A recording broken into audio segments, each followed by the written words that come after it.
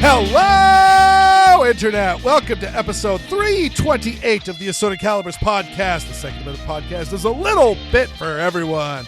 I'm Weer'd Beard, and with me tonight, she's the greatest hostess in the entire universe, Erin Paulette. How are you doing, Erin? I've become a grown-up, and I don't like it.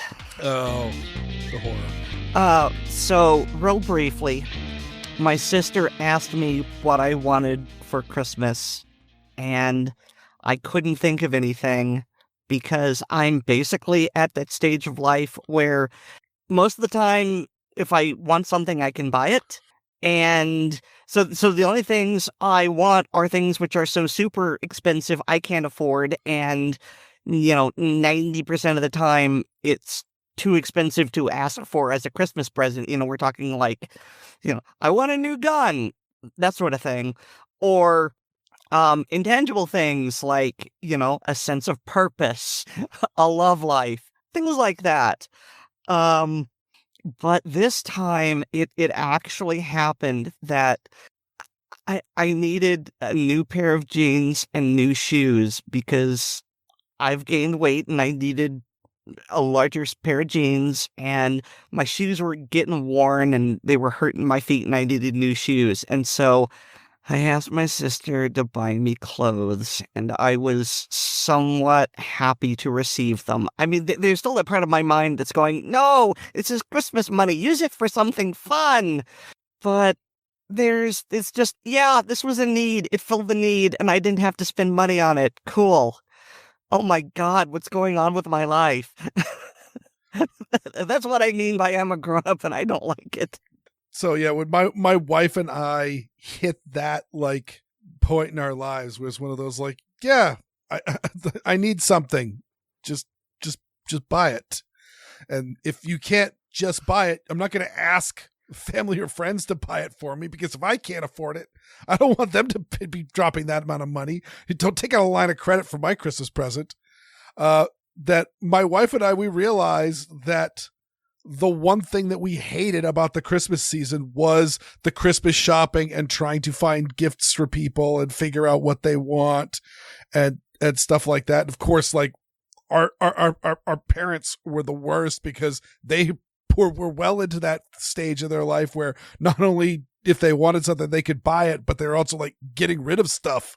And so they would just ask for the most bizarre throwaway gifts possible. So it's my dad would frequently just say, I could use some more tennis balls. Yeah, I'm going to get you tennis balls for Christmas. $1.25 a can. And so essentially we just sat down, all of our folks, and all just said, hey, you know what we should do for Christmas gifts? Not buy each other's Christmas gifts.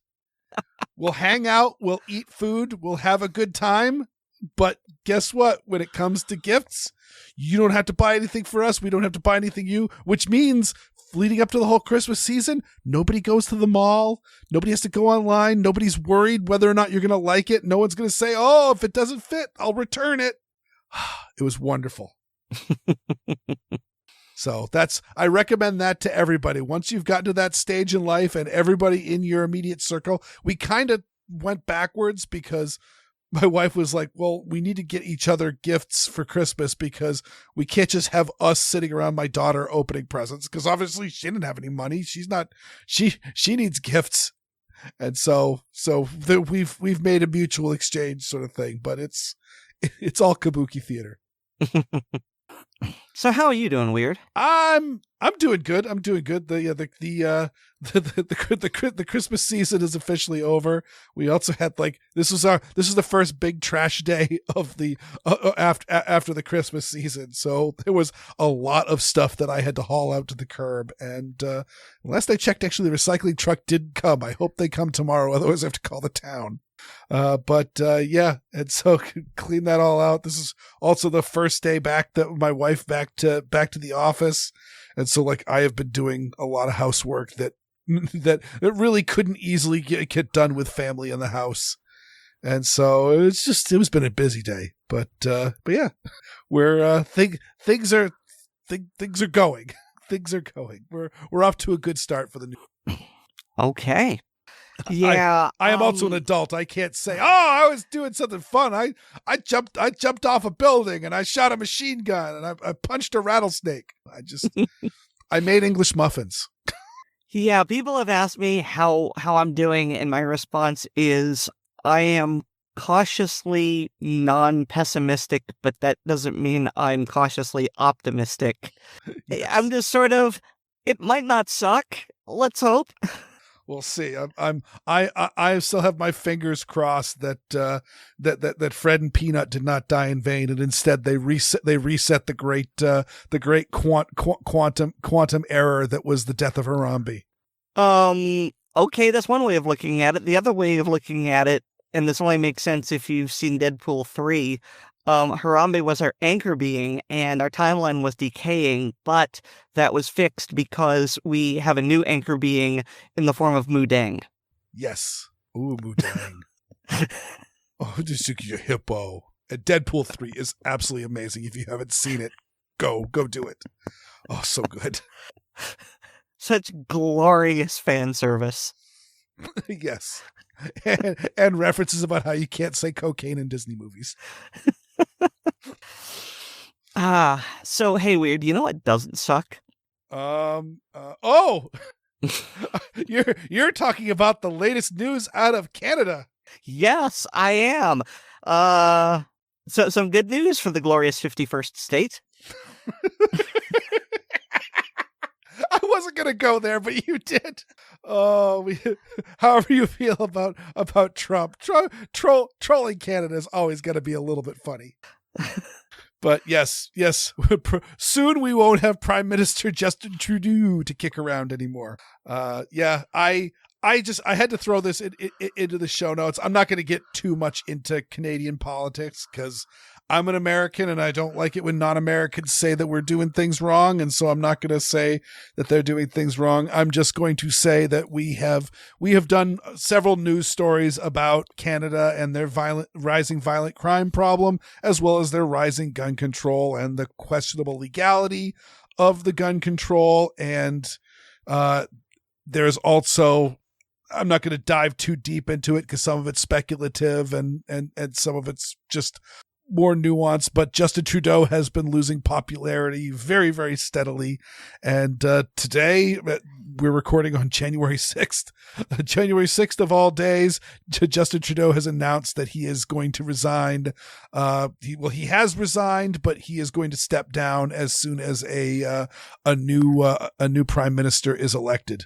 Which is going to be sometime in March. Correct. So, yeah. And all I have to say is to my Canadian friends, I hope you guys have learned your lesson and are going to take your what we would call Second Amendment, your rights to self-defense and your right to own, keep, and bear arms into consideration when selecting a new leader.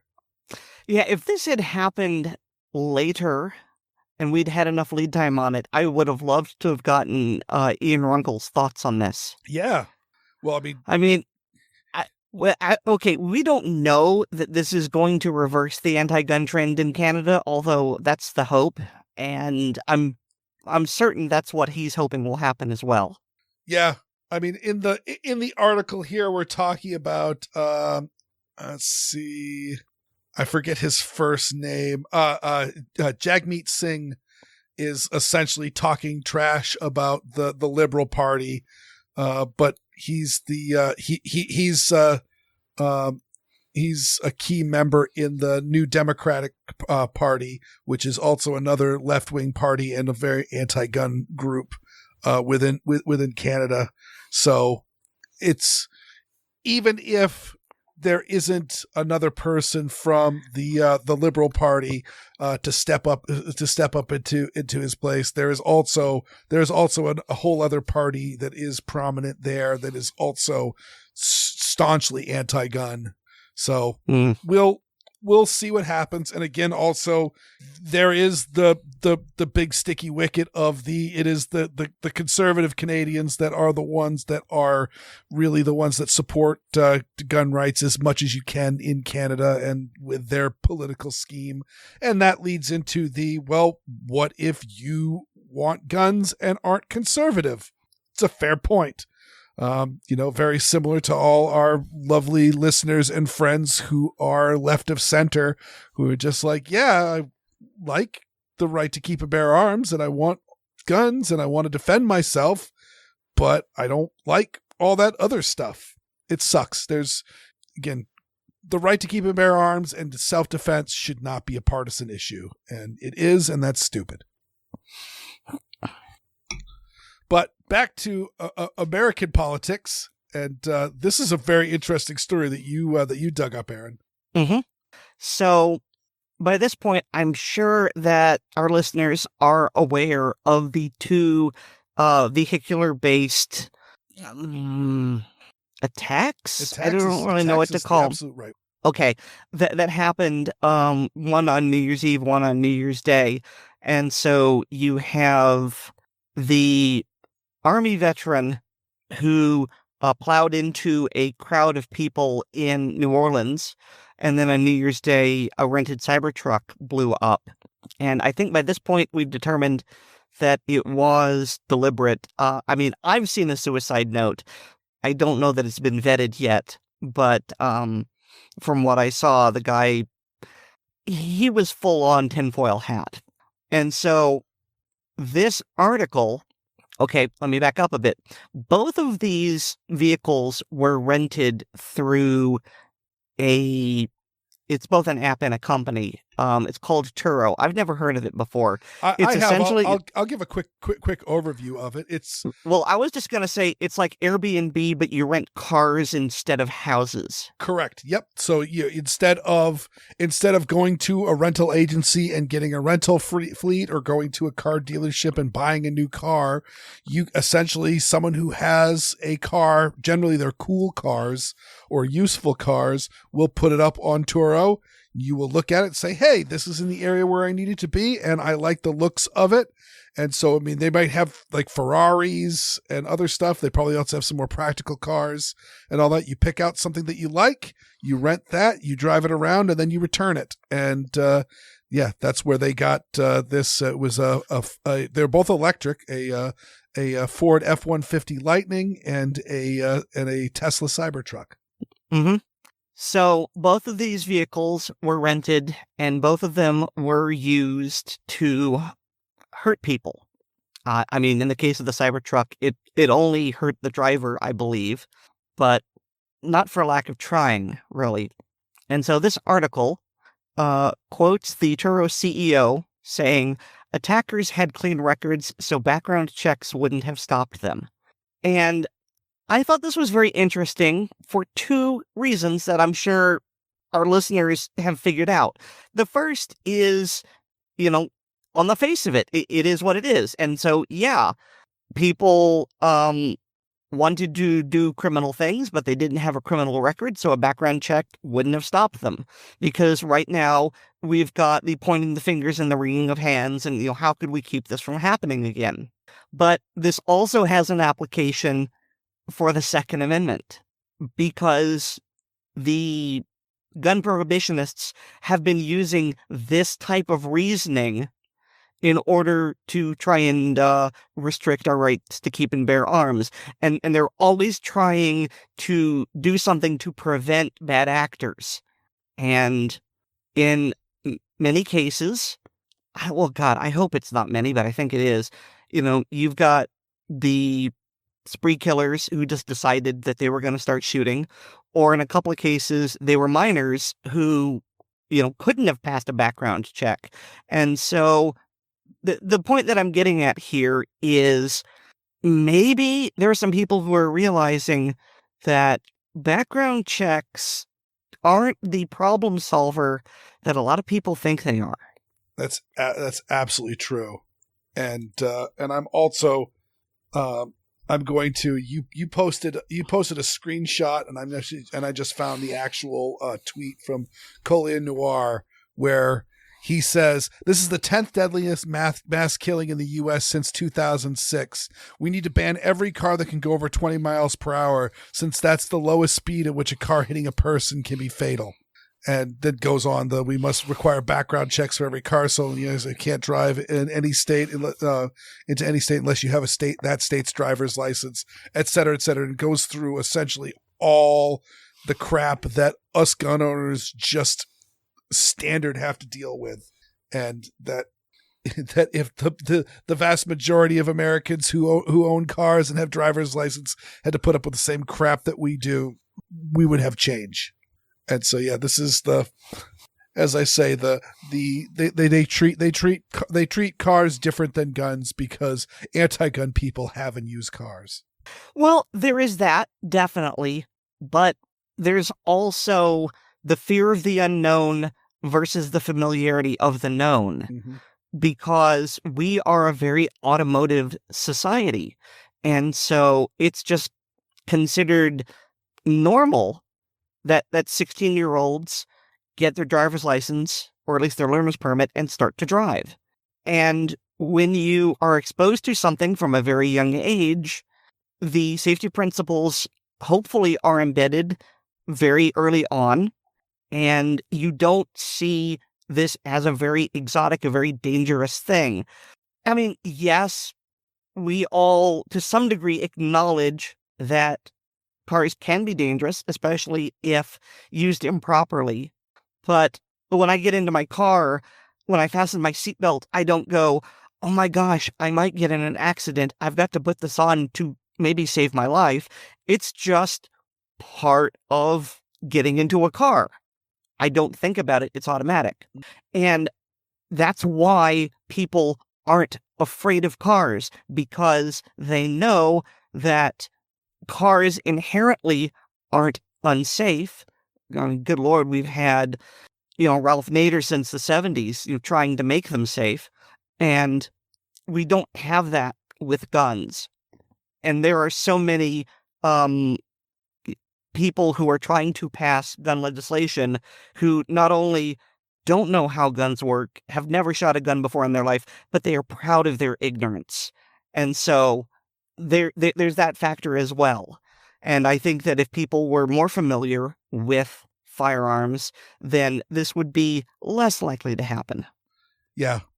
You'll frequently hear people say, "Oh, that person's just carrying a firearm," and the fact that most states now are constitutional carry, they're carrying that firearm without even a background check or a license or a training class, et cetera, et cetera. And meanwhile, they will be walking down a sidewalk with oncoming traffic coming towards them, and they won't think twice about that. But meanwhile, yeah, those people all had like a 1-month driver's ed class and a quick driving test, and that's been it for their entire life. And they could just simply turn that wheel just a little bit and just jump up onto that sidewalk and run everybody over. And we don't think twice about it, because when we're driving in cars, we don't ever go, yeah, let me just run some people over. No, you don't do that. Same thing with I could just start shooting people. No, you don't do that. Not while we have guns.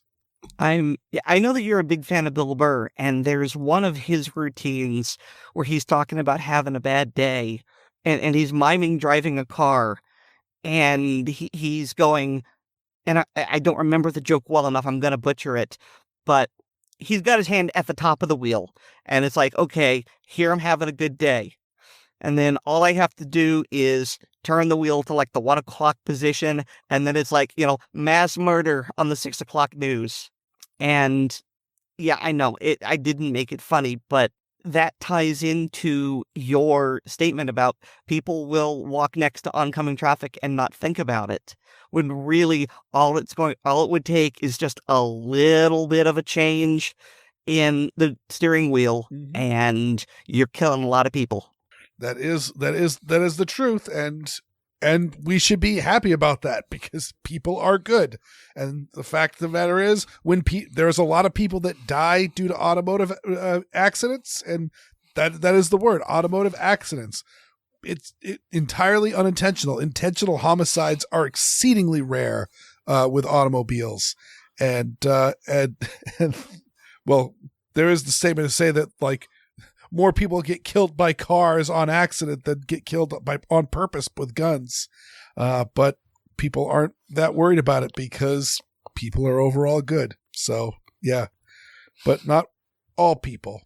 And that moves on to, actually there's a bunch of stuff in New York, that is pretty typical actually for New York. There was, was that New Year's Eve?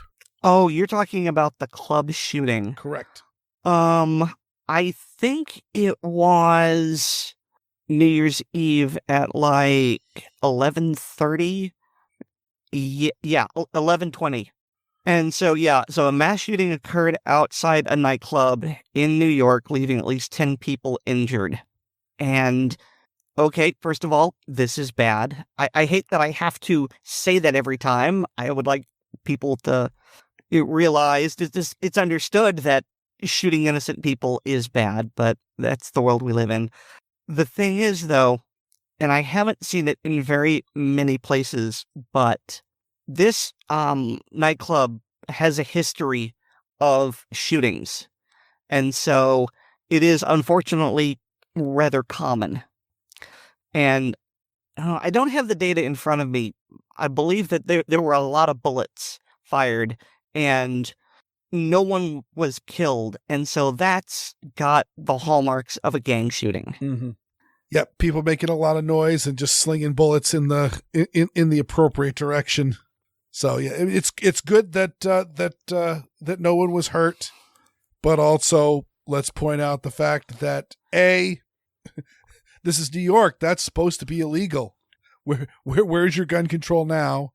And then B, clearly gun control is not working, and the bad people have guns. What are you doing to protect yourself in New York? Not much. Can't carry a gun, can't carry a knife. I don't even know if you can carry pepper spray in New York. Probably not. And then furthermore, you could call the police, but they're not doing a ton either because the next story is so there was a homeless man who was involved in two different New York subway stabbings. I'm trying to remember when because this is the story of him being caught. But I'm not seeing what date he actually did the stabbings on. But I'm not going to name the guy, but this was like he had more than 80 arrests before this one. And I've got to assume just by sheer law of averages that a bunch of these were, minor issues, maybe like public intoxication or disturbing the peace or things like that. Or he was doing something minor, and when the cops were just trying to settle him down, he either started resisting arrest or threatening the officers or something and escalated up to an arrestable offense, but probably just taken to the drunk tank and given 24 hours to dry out. But also to have over 80 arrests, some of them had to be, and the fact that he was wanted for previous stabbings, there's a bunch of other violent crimes in there. And, we're not going to get him off the streets. We're just going to let him go again. Okay, so this article was updated today, January 6th. And they say that the first stabbing happened 9:40 a.m. on Wednesday. Okay. AKA New Year's Day. Yep. And then the next day at like 6:30 something or other, he stabbed another guy. And he has 6:10 a.m. the next day. And so this guy very clearly has a pattern to this. What he does is he walks up to people, start an argument, then pulls a knife and stabs them in the back. And these were two random people, by the way. So, he's got 80 prior arrests on his record. Do you think that maybe he's got a problem? And yeah, I have heard other. I haven't dug too deep, and it's not in this this story. But essentially, I've heard that he's got other violent offenses as well. This is not his first time he stuck a knife into somebody, and again, he's 52 years old, and he has 80 arrests. Like, he's getting arrested multiple times a year. That's. At what point do you say when? Mm-hmm. And the answer is, for New York, never. Or Massachusetts, or any of the other places that don't allow people to carry guns. Is they also, again, the gun control laws are target law-abiding citizens, and specifically don't target criminals. So, this is just a prime set on just the failure of gun control and the people that enact it. And that leads into this other story that I saw, and I had to put it in here, is that New York has introduced congestion tolls, where essentially going into certain parts of downtown Manhattan, you're going to have to pay $9 to enter in if you're driving, with the exception of essentially the roads that travel along the outskirts of the city. And the whole point of this is to get people to stop driving within the city, to lower traffic congestion, and instead have them use public transit. The same public transit where people are getting stabbed, people are getting pushed under the trains, set on fire, and all of that stuff is happening. And the police aren't stopping it and aren't really helping. But hey, guess what? You can't carry a gun there. And even if New York finally complied with Bruin, that like the subways would be one of the places that they would set as off limits. Certainly, just walked past my town hall today and saw that, they've got a gunbuster sign up front. Yeah, because the new Massachusetts laws are in effect, and you can't carry in town buildings anymore. Used to be only federal buildings, and I've carried a gun in my town hall on many an occasion, and now you can't do it anymore. And so, this is going on. And of course, this lovely thing to get people onto the unsafe subways where you can't defend yourself and there are violent people there, was a brainchild of Michael Bloomberg. So took him a little while to get it there. He is no longer in office, but this was his brainchild. So, speaking of Bloomberg and a brainchild and something that isn't working, Weer'd is here to Fisk an Everytown project called Are You okay with that? Are you good with that? It's a dumb name. Are you good with that?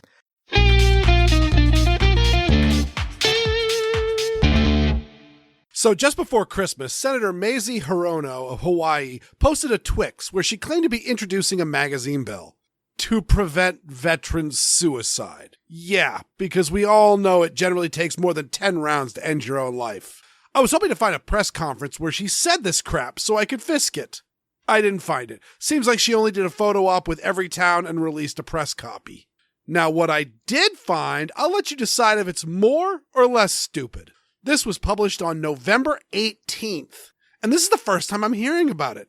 It's from Everytown, and it's a whole website and a very well-produced series of videos under the surprisingly clunky name of Are You Good With That? They're selling your safety to make big money. Breaking news this morning, a mass shooting. God, I love this country. Yep, they have music, costumes, and the characters are paper thin. That's the voice of the evil gun maker, who's wearing a demonic red suit, and he has a gold longhorn sculpture in his office, which conveniently makes it appear like he has horns sprouting out of his head in all of the thumbnails. Now, if you were a kid, or had kids or younger relatives in the 1990s, you watched the cartoon show Captain Planet, which told the story of a superhero whose goal was to save the environment. It's mostly forgotten now because the villains were similar to the characters you're about to meet. They polluted because they liked pollution, which is exactly nobody in reality. That's a problem. Not understanding why people do things you don't like is a good way to never get change you want. This is why I do these Fisks. The characters in this video like gun violence. So we're at peak bad faith here. 5 o'clock somewhere, eh, Gary? Gotta stay limber. Morning, sir. Good morning, boss. It's a gorgeous morning, and I don't want you two assweps to fuck it up. Yep. It's also got foul language, because nothing beats spending money to build sets, costumes, write scripts, hire actors and crews, and edit all together for a website, only to make something that people won't want to share with everybody, lest they send foul language to kids or to people who don't like curse words. I had to take extra steps to bleep out the words just because I want people of all ages and feelings about foul language to hear this. So here are the other two characters. The female voice is Leslie, the marketer. She's in a purple suit in a high-tech office. Ironically, she reminds me of most of the formal videos from the Brady campaign.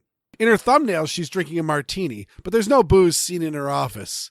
And she's chiding Gary of Gary's Guns, a Slavic gun shop owner in a mustard yellow jacket and bolo tie. And he's augmenting his coffee from a flask. Not just enough to make him a dirty gun shop owner. Let's make him an alcoholic, too.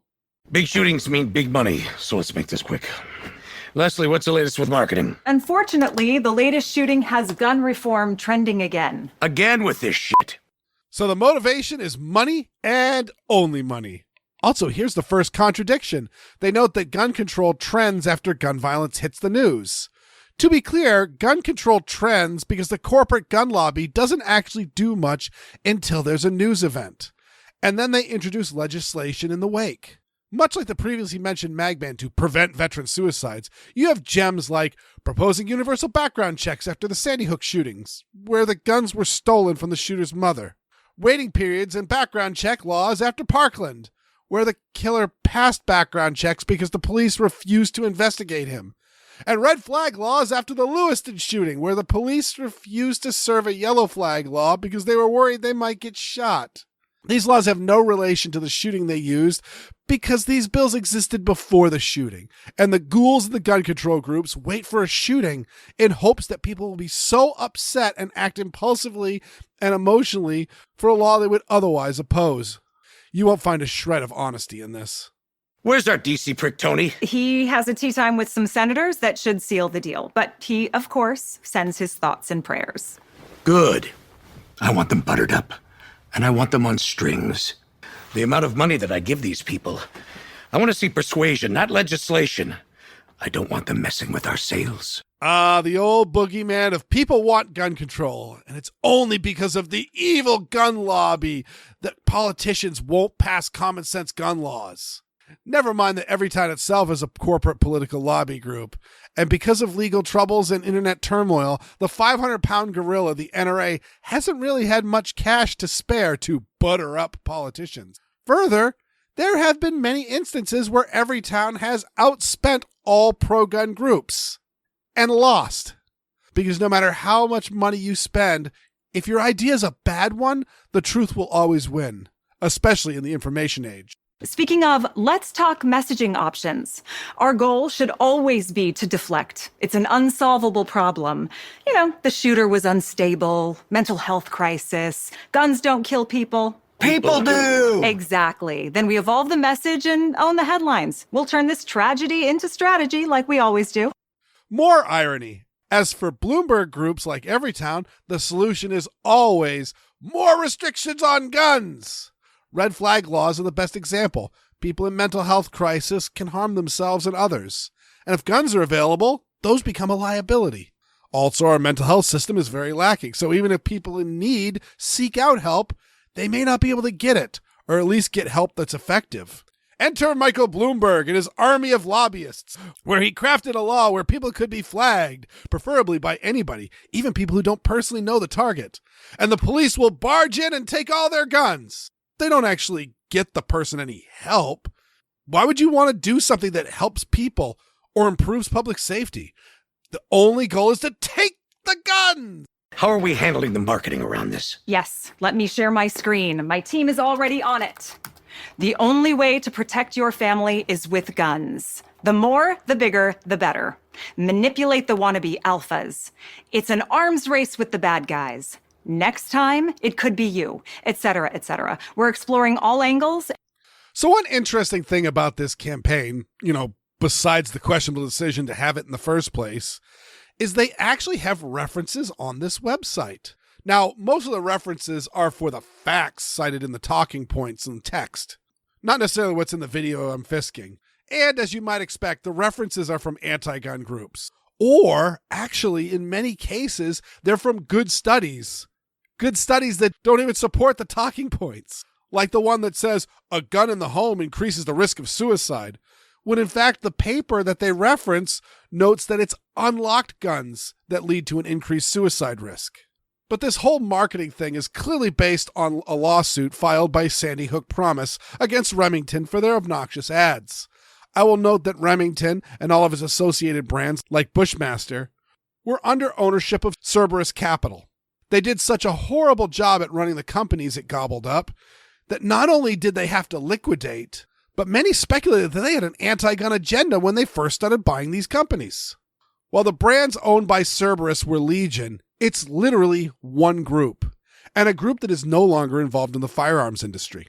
Oh, wait, if nothing's off limits, what about... oh, wait, here it is. Gundaroos. Yep. There's also humor in this, and it's all hyper-juvenile. When I first saw this, Gary was reaching for his belt, and I was wondering if they were going to make fun of the North American Arms belt buckle guns. Nope.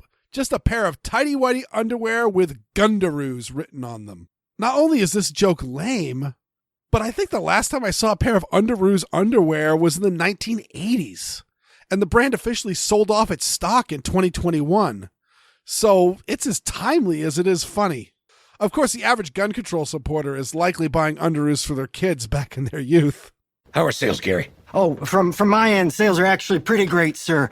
There's just one problem, sir. It's the guns I'm selling. Just spit it out. What is it? They just keep being used for crimes, that's all. Like all the damn time. Cops keep showing up. I'm a little worried they're gonna... That's perfect. Here's that bad apple gun dealer fallacy. They keep talking about gun shops that knowingly sell to criminals, except they don't really exist. And if they did, the ATF could easily shut them down, since they've been shutting down shops for like spelling errors and other minor things. In fact, the shops with the most criminal traces are just shops near high crime areas with large sales volume. Sell a lot of guns near a place with a lot of robberies? Some of those guns are going to get stolen. We'll send you more product ASAP. Now, what you need to do is you need to push real hard. More street violence means more demand. Oh, well, I can definitely keep doing that, sir. Here's the thing. More street violence does lead to more demand. But the violence doesn't need to be guns. Simple assaults, knife attacks, even the New Orleans truck attack is going to get people thinking about self-protection. So in theory, if anti-gun groups work to clean up the streets, they would have a better foothold to pass gun control. Except A, they need violence to push gun control, and B, they simply don't care. Hence why their laws target lawful gun owners and not criminals. Well, I have you. Got some new taglines. No ID, no problem. Waiting period. How about no waiting? Period. Okay, all right. Just calm down, princess. Except Gary's Guns is a gun shop, which is required by federal law to conduct a background check on every sale. As for waiting periods, I've mentioned this many times. Waiting periods for gun sales were introduced with the Brady Bill, because the 4473 form with all the sales information were mailed to the FBI, and they would do the background check and then mail the responses back to the FFL with a proceed or deny. And since this round trip took roughly a week, the Brady Bill stipulated a 5 business day waiting period, When the National Instant Background Check Service came online, there was no more need for the waiting period.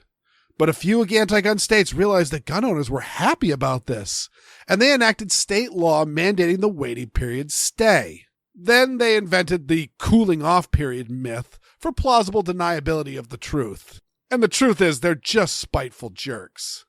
States with waiting periods do nothing between when the customer buys the gun and when they take possession.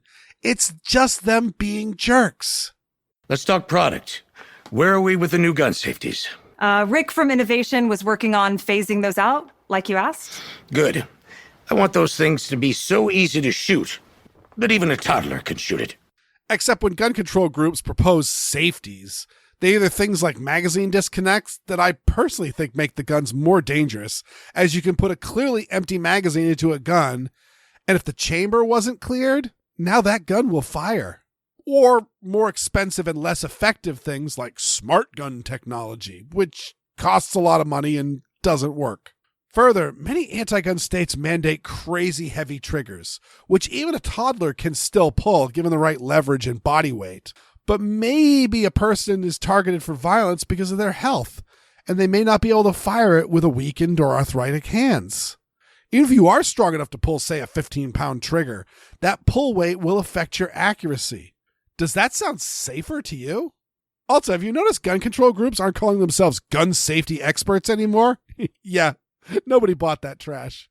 But we do have a problem with some Gen Z kids running around waving stories about guns are the #1 killer of kids in the country. Is that true? Yeah. Suck it, Big Tobacco! Now check out the show notes. I have linked an article from Michael Bloomberg's The Trace. Michael Bloomberg also owns Everytown, who produced this video and wrote this stupid script.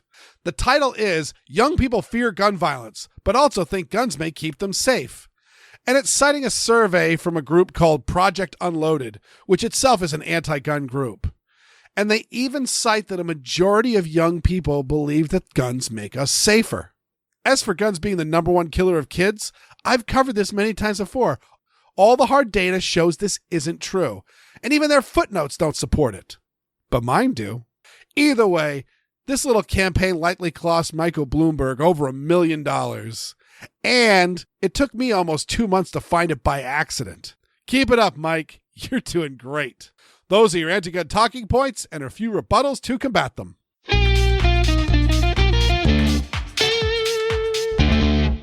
Just to bounce off what I had done before, considering the amount of time and effort and money that was sunk into this, you'd think that it would have a catchy and memorable name. The fact that we've just studied this and I couldn't remember exactly what the name was, that's a branding failure. I mean, as much as I think, what is it, Red, White, and Brady is dumb, it's at least memorable, and I could find it. No, that is dumb, but at least it makes sense. Red, white, and blue, and it rolls off the tongue. Yeah, no, that works. Yeah, this was just clunky and weird, and like I said, it's just the characters aren't like anybody in real life. No, and we actually had a discussion about that. Yes, yeah. You had a really good realization. So you mentioned Captain Planet, and okay, you're not wrong, but I think it was when you mentioned the ascot, and I'm looking at the picture of the greedy gun maker, and I'm going, he's a big guy, broad-shouldered, barrel chest, and he's bald. I'm getting some severe Lex Luthor vibes off him, and that's another form of cartoonishly evil. It depends on the writer, of course, but a lot of times the classic Lex Luthor is, I'm evil because I want to be evil, because Superman is good and I oppose him. And you thought that was a fair comparison. Yeah. And then oh, go ahead. Yeah, well, I was just about to say, you are far more versed in the DC comic universe than I am, and you took it a few steps further, and I was impressed. Yeah, so I fell down the nerd rabbit hole because I started making associations looking at the tricky marketer and the rogue seller. And it's just like, okay, hang on a minute. Lex Luthor has two memorable henchmen, and the competent one is Miss Tessmacher. And the competent one in this series is a woman who, I mean, I don't think that she necessarily has a lock on the Miss Tessmacher, but in at least one iteration, Tessmacher was very smart and Luthor's, right-hand woman. And then you've got the bumbling henchman, Otis. I don't remember his last name. I don't know if it was ever said in the movie. I've seen it, Otis Grisham and Otis Graves, depending on which of the many universes you want to go with. But that was the character played by Ned Beatty in the 1978 movie. And he was an idiot, and the rogue seller is an idiot. And I'm probably reading too much into this, but I'm definitely getting Luthor Corp vibes from all of them. Yeah, no, I think it's going more of that, because we got talking about it. I mentioned the fact that like he's wearing an ascot, and it's just like one of those, like, I have met so many gun CEOs through our travels, and like as a general rule, they're definitely more of the flannel shirts and work boot type people. They have suits, but they're not. They're only wearing it when they're doing board meetings, and you just suddenly went, yeah, but he kind of looks like Lex Luthor. I'm like, he does kind of, and then you realize that I have to imagine that somebody who is in the writer's room here, or at least doing the character designs, probably was a Superman fan. Mm-hmm. So that is a great point. But moving us back to reality, I had to reiterate onto this, is that, like, go check out this website and go check out the footnotes, and specifically look at what the footnotes are citing, because I just gotta imagine that, like, I keep talking about every time I do the, Weird Audio Fisks, I've always got show notes. There's always show notes. I always cite my sources. I make it a point where I don't just say something. Don't take my word for it. I'm backing it up with sources. And almost never do I ever find an anti-gun piece of propaganda that actually has sources. And most of the time, if they do have sources, they're citing other groups. So it's one of those, like the Brady campaign will cite every town study. The Every Town will cite something done by, the Joyce Foundation or the Bloomberg School of Public Health, and all that. And so it's like a nice little incestuous circle. But in this instance, like, they were citing some studies that appeared to be actually pretty legit and very unbiased. And one reason why I say that they seem legit and unbiased is they literally they say the exact opposite of what they're citing.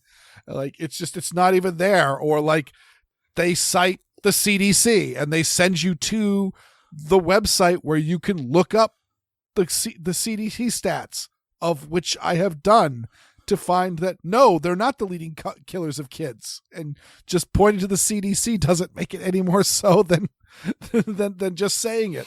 And so I can imagine they're just so dogmatic that it's just one of those, like, hey, I cited sources, just believe me. I mean, it is at least a step up, because usually they don't cite their sources and they say, trust us. Yeah, so it is, but hey, anti-gunners, the sources you cite actually have to agree with you. So continuing down the line of gun people being jerks, anti-gun people being jerks, recently Michigan has passed a suite of gun control laws that are awful, and it's turning Michigan from a gun-friendly state to really kind of an anti-gun state. And of course, Xander really needs to rant about this.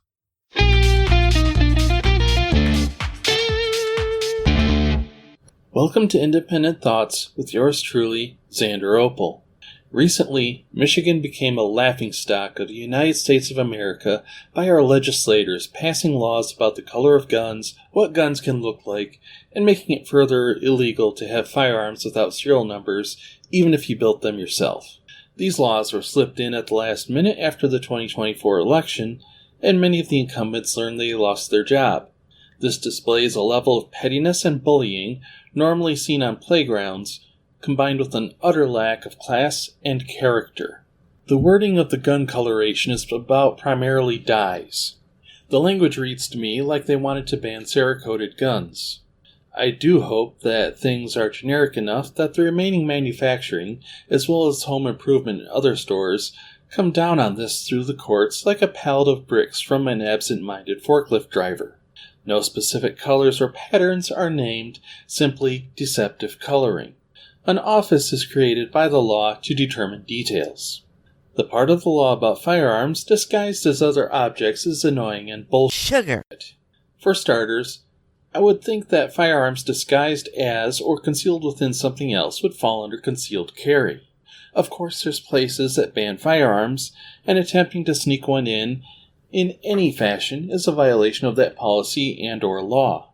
I suppose the lawmakers have trouble with people carrying a life card? Thirdly, there's a law that bans firearms without a serial number, specifically homemade firearms, and those made before serial numbers were a federal requirement. This disgusts me even further. I do not wish my options to be limited by the government to existing manufacturers, especially when I have firearm designs in mind that I wish to build. I would love to test some ideas I have for a shotgun in .50 caliber, or join the great many people assembling 3D printed guns. I also wish to build one entirely from raw steel and aluminum to demonstrate that a 3D printer isn't necessary. This is the latest in a long history of laws and law enforcement abuse that is more about keeping people as subjects, downtrodden and hopeless, than improving the lives of many. It isn't about saving lives either. If Michigan lawmakers truly believed in if it saves even one life, the motorcycle's helmet law would be reinstated, requiring helmets on all riders. These laws also add further burden to police and government budgets of money and manpower. Police now need to spend even more time and money enforcing laws that turn everyday honest citizens into criminal terrorist scum, rather than following up on violent offenders who are actually the ones likely to go on a killing spree or perpetuate gang violence. The state is chronically dealing with infrastructure, especially roads, that require funds that are best spent there. Something about needing to fix water to ensure a future for the kids that have to drink it that doesn't involve lead poisoning. I would like to pack my things up and leave, to wash my hands of Michigan, and never set foot on this land again. However, I have made commitments to family that I do not lightly break. I do implore any of you listening who run shooting competitions to let Michigan's legislature and governor know that you have removed this state from consideration for locations. Please include how many people, including friends and families, attend, the kind of money spent on lodging and ammunition that the state is losing to this. That 6% sales tax adds up. Further, if you're a hunter, please do the same. If there's one thing that gets this state's attention, it's loss of tourist revenue. They'd rather have people come in from out of state riding motorcycles helmetless than lose the money they spend here, despite the added risk to lives involved. Have fun. Be safe. I hope I gave you something to think about.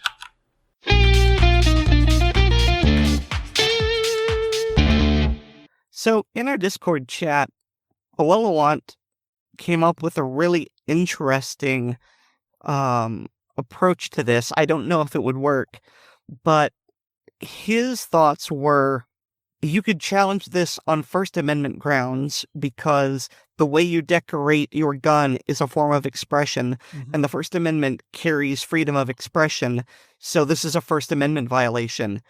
And I don't know if that would work or not, but at the very least it got me going, interesting. Yeah. And I of course, like Xander's question of I wonder if this will be vague enough that the various hardware stores and paint stores might suddenly come under fire for being illegal gun modifiers. Because, of course, we talked extensively about how when the 80% ban was going through from the ATF, essentially they were making like any plumbing supply store an illegal gun shop, because if a 80% Glock lower is now suddenly a firearm and needs a serial number. Well, the plumbing section of your local Home Depot or Lowe's is suddenly just a shop filled with Sten guns. Okay, hang on. I have to issue a correction. It was David who thought of the idea. It was Walawat who responded with several paragraphs of response, and that's why he stuck in my mind. Yeah, so don't hurt me, David. And of course, yeah, Xander's mad and understandably so. And it's I mentioned in my Fisk, like, gun banners are sometimes just jerks. They just do stuff just to be mean or just to make us unhappy. Again, the waiting periods is the best one. It's not like California is doing anything, like they're going over the annals or checking out the records. Like, the background check literally takes minutes. Like, there's nothing else to do after you buy the gun. They're just holding it and making you go home and wait a couple of days and then come back. They're just making you burn extra gasoline because you're a gun owner, and therefore you deserve to suffer.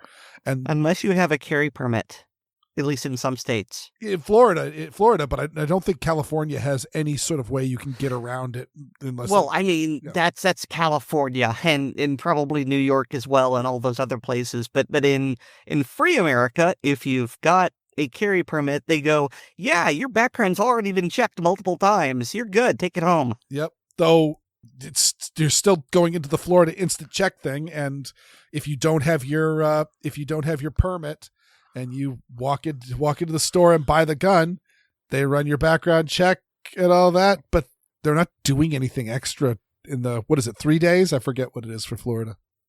I don't know. I've never needed to wait. Never participated in it, as you shouldn't. But it's even Florida's waiting period is literally just a make the Karens happy sort of move. Because you are correct, it's 3 days, excluding weekends and legal holidays. Yeah, I know. When my father-in-law got his Glock, it was he had. I thought I remember them saying 3 days because he never had a carry permit in Florida. But yeah, it's not like they're doing anything. The background check's over, and as we saw with like the Charleston shooter, nobody's just suddenly going to run in and go, stop the presses. This person was under a false name and robbed a bank in Australia. It's if the instant background check comes through, you're fine. You're good. Mm-hmm. Like there's nothing else to do. And so all these waiting periods are literally they're making you sit in timeout. We've got to find a way to punish you. That's right. You only get your gun once you're very sorry for what you've done. So David says he's under duress, but if you know him, you can just ask him any gun question and he will talk your ear off. And that's what he does when he talks about drop loading.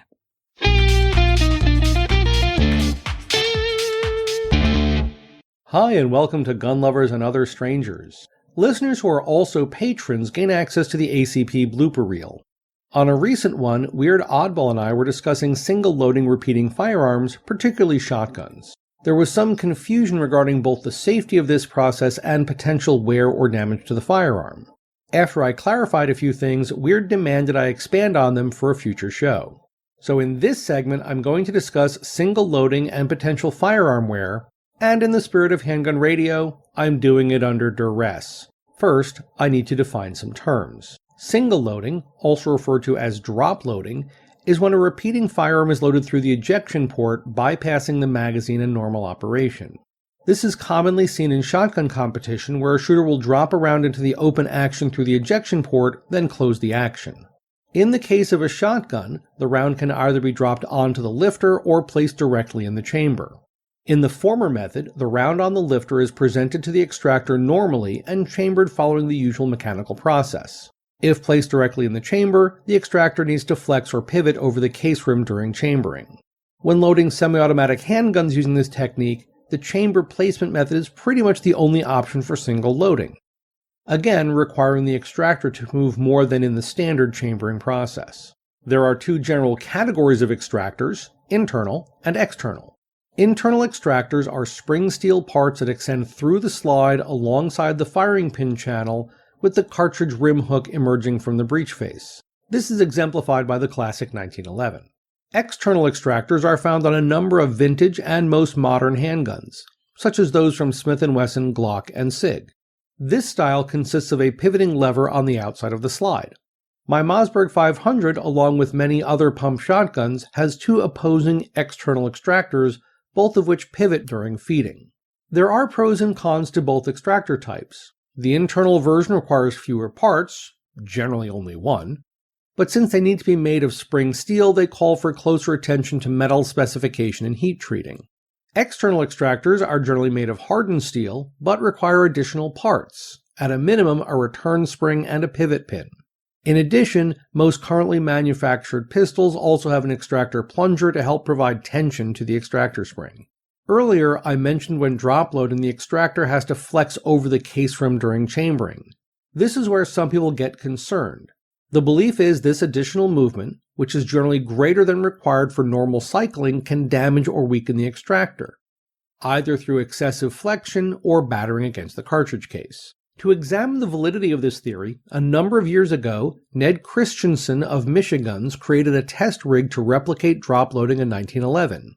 He then measured the flexion of a new internal extractor, installed it in the test slide, and cycled it 12,000 times. Once the test run was complete, he removed the extractor and measured flexion again. There was no change. The next test involved a used extractor pulled from a demo gun and running it for 60,000 cycles on the test rig. At the end of the test, this extractor also showed no measurable change. Part of the post-test reviews involved examining the extractor hook under magnification for any signs of wear or peening. None were found. Again, these tests were performed on spring steel internal extractors. Similar tests have been run on guns with external extractors with consistent results. Since this type of extractor is generally made of hardened steel, there's even less risk of damage, though there is reasonable concern for weakening of the extraction spring from so many cycles. Therefore, with modern, well-maintained firearms, drop loading is unlikely to cause any excessive wear or damage to the extractor. Depending on the firearm design, there may possibly be other components that suffer accelerated wear from using this loading technique. However, I haven't seen any reputable data of this occurring on any regular basis. Regardless of the negligible risk to the firearm, ammunition can certainly suffer from drop loading. While extractors are made of spring steel or hardened tool steel, cartridge cases are not.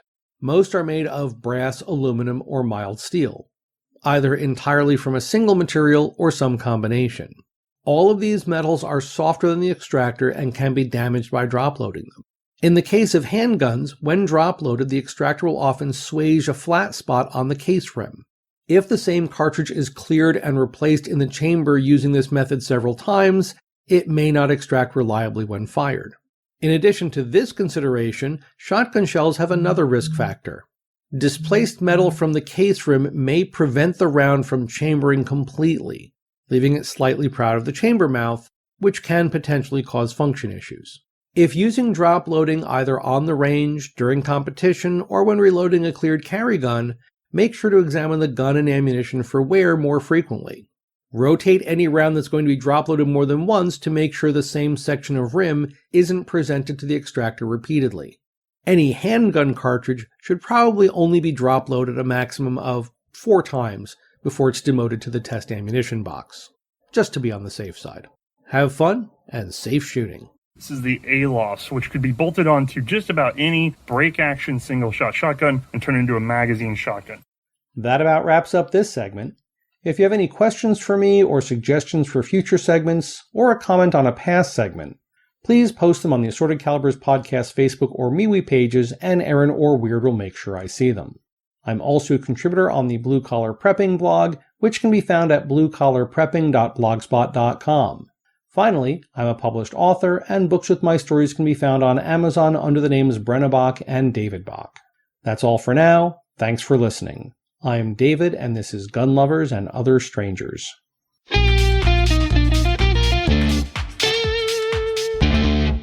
if he was under duress and not actually enjoying himself, which, Aaron, I think you've made a pretty good point that he really wasn't.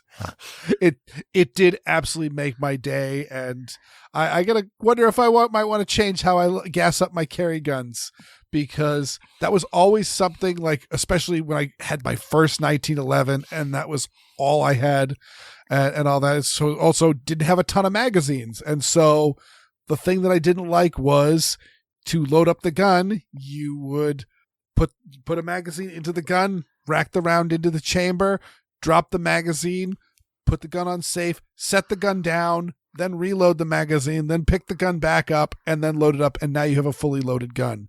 And, you know, now when I'm just carry loading, I've got a zillion 1911 magazines sitting on top of my safe. I just take a round, stick it in one, put it in, chamber it. Don't even need to press check, because the round isn't in the magazine anymore and the gun's in battery.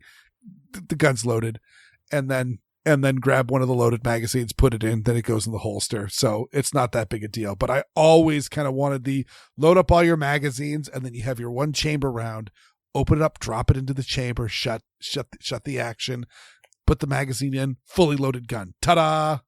I don't know. Maybe I'm just being a little bit of a nerd, because... Oh, heaven forfend. I mean, I talked for like 10 minutes about Superman characters. That's true. That is true. But yeah, I actually had to ask David about this. It's like, why did you say you were under duress? And he said it's a running joke on Handgun Radio that you, Weird, are there under duress.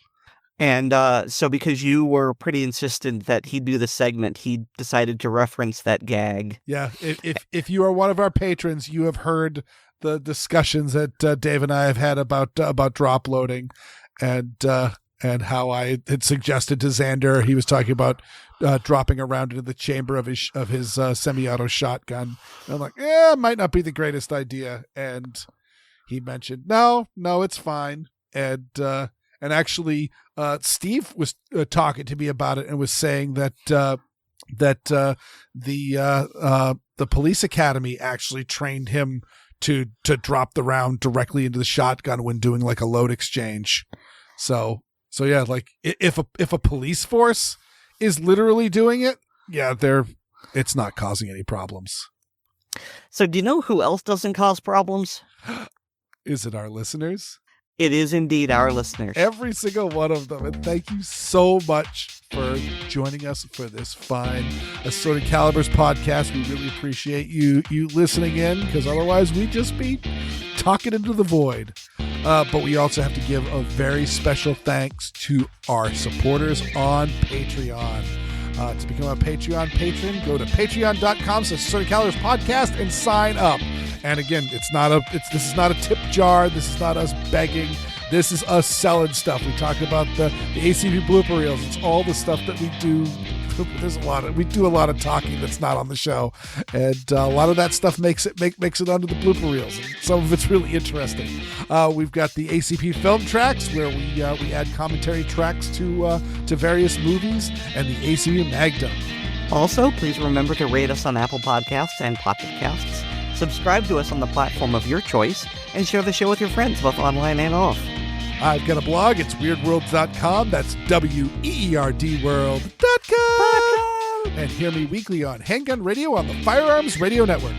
And you can get more from me at linktree/Aaron Paulette. That's linktree.ee/Aaron Paulette, all one word. And thanks to Nate Spencer for our music. He's Otis, and I'm Miss Tessmacher. Our Luther henchmen are assorted, and so's our podcast. Good night, everyone. Good night.